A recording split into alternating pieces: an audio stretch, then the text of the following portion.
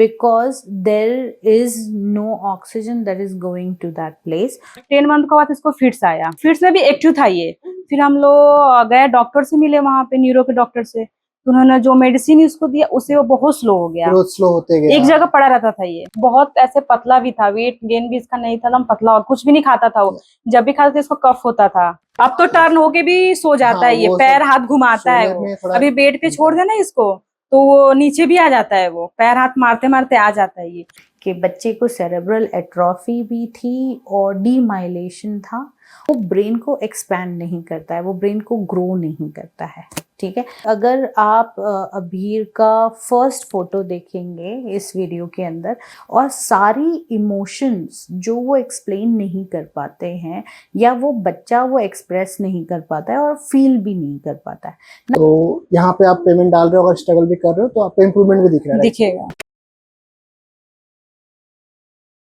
हम लोग मुंबई से हैं। मेरा नाम राहुल यादव है, इसका नाम पूजा यादव है, Abhir Yadav, right.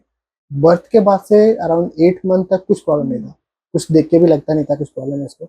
But 8 month के बाद से जब हम लोगों ने कंपेयर किया सेम एज के बच्चों से, तो पता चला कि इसके अंदर कुछ एक्टिविटी हो नहीं रही। जैसे दूसरे कोई है जो नेक होल्डिंग कर रहे हैं या फिर कुछ हाथ से पकड़ रहे हैं या फिर पलट रहे, वैसा वैसा कुछ इसके में था नहीं। तो फिर हम लोग गए डॉक्टर से मिले, तो एमआरआई में इसको प्रॉब्लम आया कि इसको सीपी चाइल्ड है, डेवलपमेंट डिले है, राइट। तो डॉक्टर ने बोला इसका 2 मंथ इसको थेरेपी दो, 2 या 3 मंथ बोला, नेक होल्डिंग इसको आ जाएगी। बट समझता था, लेकिन ज्यादा थोड़ा सा मतलब उतना नहीं समझता था ये।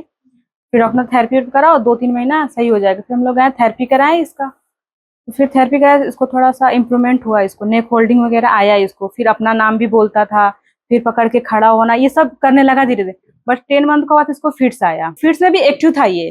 फिर हम लोग गए डॉक्टर से मिले, वहां पे न्यूरो के डॉक्टर से, तो उन्होंने जो मेडिसिन इसको दिया उससे वो बहुत स्लो हो गया, स्लो होते गया, एक जगह पड़ा रहता था ये, कुछ एक्टिविटी कुछ नहीं करता था ये। फर्स्ट विजिट में आए तो पता चला कि ऐसे बच्चे यहाँ पे ठीक होते हैं। थोड़ा सा एक्टिव है पहले से। हाँ, एक्टिव है, हेल्थ कंट्रोल भी इसको है अभी। तो कंप्लीटली कंट्रोल नहीं हुआ है, बट थोड़ा सा कम हुआ है। कभी कभी ज्यादा भी लगता है, लेकिन कम भी होता है, ऐसा लगता है। और यहाँ पे आने के पहले ये बहुत ऐसे पतला भी था, वेट गेन भी इसका नहीं था, एकदम पतला, और कुछ भी नहीं खाता था वो। जब भी खाता था इसको कफ होता था, फिर उल्टी करना, ये सब था इसको प्रॉब्लम। फिर यहाँ से हम लोग गए मैम से दिखा के, जो भी डाइट वगैरह दी, चलाया, फिर इसका मतलब वेट गेन भी हुआ।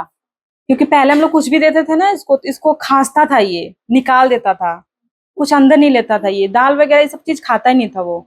बट तो वो अभी लेता है, वो अच्छे से लेता है। अब तो टर्न होके भी सो जाता है ये, पैर हाथ घुमाता है वो। अभी बेड पे छोड़ देना इसको तो वो नीचे भी आ जाता है, वो पैर हाथ मारते मारते आ जाता है ये।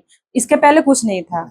तो अच्छा लगा, हम ऐसे बच्चे से भी मिले, इसके पहले ऐसे से भी मिले जो कि चल रहे हैं, स्कूल भी जा रहे हैं वो लोग। इनका पहले फेस भी देख के ऐसा लगता था कि हाँ बीमार बीमार सा दिख रहा है, बट अब इसका फेस भी एक्टिव जैसा दिखता है, तो वो चीज अच्छा लगता है। अभी ब्रेन का प्रॉब्लम है तो टाइम तो लगेगा ही, टाइम तो देना पड़ेगा। ऐसा नहीं है कि आप आओगे तो 2-3 महीने में ही सही हो जाएगा, ऐसा तो नहीं है। बताया नहीं, हम लोग को जज करना पड़ता था कि इसको क्या चाहिए, क्यों रो रहा है, कब सोएगा, सोने के लिए रो रहा है या खाने के लिए रो रहा है, या आप इसको हम लोग टाइमिंग के हिसाब से देते थे, 2-3 घंटे का गैप कर करके कुछ ना कुछ थोड़ा बहुत देते थे इसको, खाए ये।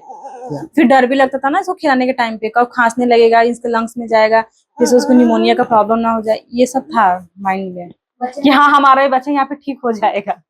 तो हम अभीर की बात करेंगे, और अभीर जो हमारे पास आए हैं वो मुंबई से हैं, उनके parents, and he came to us when he was 2 years and 1 month, और very serious case in the reason why कि बच्चे को सेरेब्रल एट्रोफी भी थी और डीमाइलेशन था, और साथ साथ में उसको माइल्ड हाइपोजेनेसिस था कॉर्पस कॉलोसम में।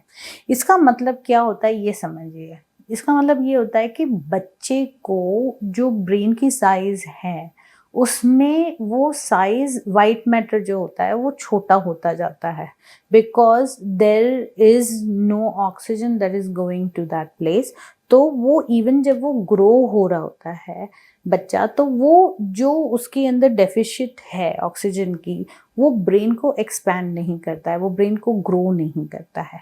ठीक है, दूसरी चीज़ क्या होती है, ड्यूरिंग बर्थ और एनी जेनेटिक डिफेक्ट की वजह से वो ब्रेन का कुछ मसल या कुछ टिश्यूज जो होते हैं वो होते ही नहीं हैं, it is missing. Now in his case it was mild corpus callosum में। और कॉर्पस कॉलोसम का क्या हमारा एक्टिविटी का होता है कि हाँ वो मसल मूवमेंट्स के लिए बहुत हेल्पफुल होता है। इसीलिए अगर आप अभीर का फर्स्ट फोटो देखेंगे इस वीडियो के अंदर तो आपको दिखेगा कि ये बच्चे की कोई मूवमेंट्स ही नहीं थी। I am talking this only एक, अभी ये दूसरा सेट है, अभी तो फर्स्ट सेट ही हुआ है उसका।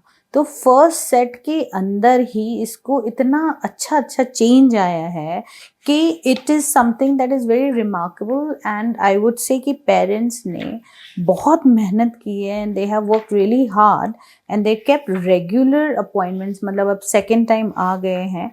एंड जब हम बात करते हैं ब्रेन डिफेक्ट्स की, तो ब्रेन डिफेक्ट सबसे ज़्यादा कहाँ अफेक्ट करता है? One is eating, second digestion, third muscular movements, fourth growth। ठीक है, और सारी इमोशंस जो वो एक्सप्लेन नहीं कर पाते हैं या वो बच्चा वो एक्सप्रेस नहीं कर पाता है और फील भी नहीं कर पाता है। Now when we are taking all of this together, उसको GDD बोलते हैं कि global development delay.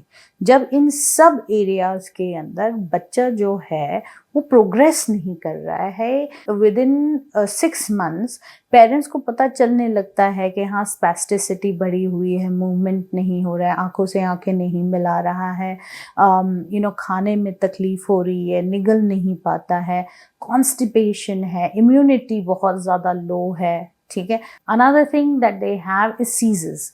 Again the seizures are also something that can trigger because यहाँ पे ब्रेन के अंदर डिफेक्ट है already. Now when we are talking about this, इन सबकी आंखें के ऊपर भी बहुत इफेक्ट हुआ है। जैसे इसके रिपोर्ट्स में आप देखेंगे कि जो फर्स्ट टाइम रिपोर्ट थी और सेकेंड टाइम का आंखों की जो रिपोर्ट है उसके अंदर फर्क है। ठीक है, सेकेंड हियरिंग के अंदर भी फर्क आता है। तो अगर आंखों के अंदर प्रॉब्लम आई है तो ये समझ लीजिए कि कान के अंदर की जो नसें हैं उसमें भी इफेक्ट आएगा। रिमेंबर, बेरा टेस्ट एंड ASSR टेस्ट, ये दोनों चीजें अलग हैं। ठीक है, जैसे रेटिना टेस्ट और VEP टेस्ट, ये दोनों अलग हैं। So you will see in this कि चाइल्ड के अंदर कैसा चेंज आया है, and that is very important to remember. Okay, MRI के अंदर भी अभी हम लोग always have 1 year gap with children.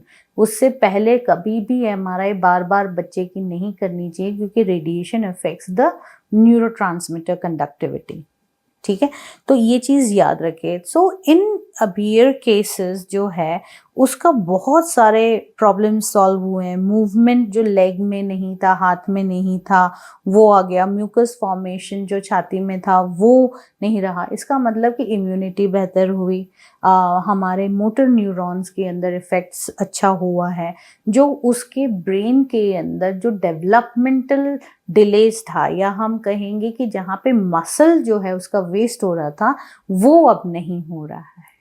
ठीक है, प्लस आंखों की हेल्थ बेटर हुई है, विजन में उसका बेहतर हुआ है, हियरिंग में उसका बेहतर हुआ है, रिस्पॉन्स दे रहा है। ये चीज़ विजन में आ रही है। And this is only 3 months। हमारा एक सेट जो है वो 3 month का होता है, तभी तक उसने सिर्फ एक सेट पूरा किया है। तो I can't wait to see अभियर प्रॉस्पेरिंग एंड ग्रोइंग।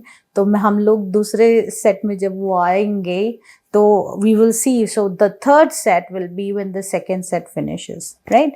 जहाँ एंड हो गया था वहां से फिर से स्टार्ट हो गया। स्टार्ट हो गया, ये हमको लगा था कि हाँ। जैसे चल रहा है ऐसे चले, वो ऑलरेडी अच्छे से डॉक्टर को दिखा चुके थे, पेमेंट का मुंबई में हम लोग, बट कुछ इम्प्रूवमेंट दिख नहीं रहा था, राइट? तो फिर पेमेंट डालने का भी कोई मतलब नहीं था, फिर स्ट्रगल करना। तो यहाँ पे आप पेमेंट डाल रहे हो, अगर स्ट्रगल भी कर रहे हो तो आपको इम्प्रूवमेंट भी दिख रहा है, दिखेगा।